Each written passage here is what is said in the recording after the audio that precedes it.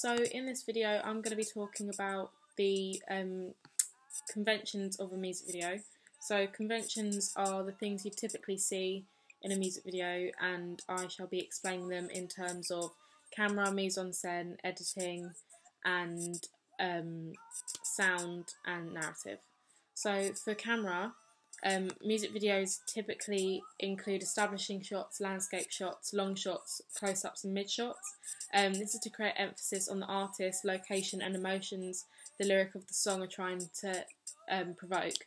Moreover, the close-ups and extreme close-ups are not used only to highlight the emotions of a specific detail, but also to reflect the words of the song with the movement of the lips of the artist. So in some videos you may have an artist mouthing lyrics like 1, 2, 3 or something like that, and that'll be an extreme close-up in the camera.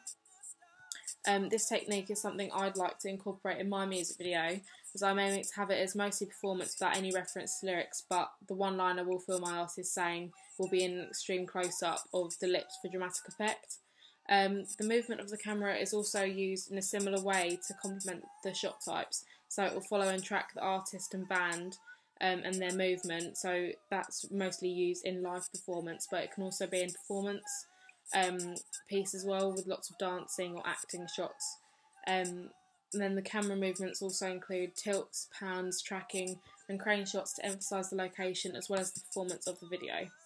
For editing, there's mostly jump cuts and fades, as they're the most predominant editing techniques used in music videos.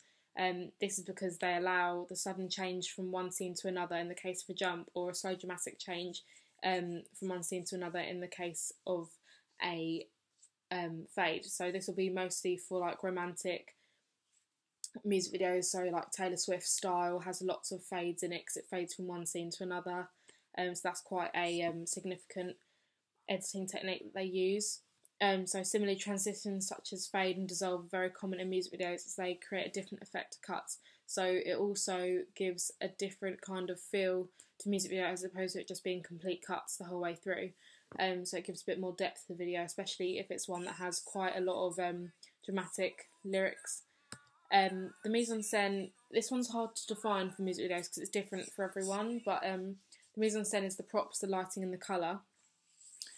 So I won't go into the specifics of the genres, but overall there is going to be an arrangement of performers and props on stage or in a scene for a production of a music video or any other media text. So the mise-en-scène puts importance on the representation of something, so in this case it will be the artist or the band and then performing. And it also incorporates the lighting and colour within music videos, which is increasingly important in creating an aesthetically pleasing visual music video. And then the final thing I'm going to talk about is the narrative. So for music videos, they have different narratives based on different conventions and music genres.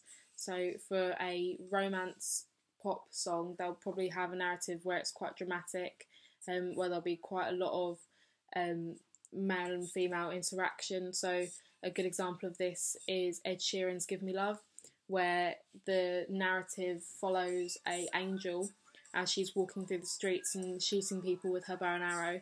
So this is quite a dramatic narrative. Then there's also stuff and videos such as Guns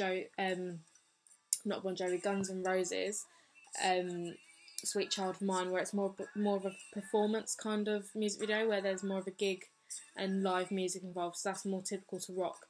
But yeah, like I said, the narrative is really dependent on the specific genre of music that the video is going to be about. But yeah, they are the overall conventions of a music video, so I hope you enjoyed this video.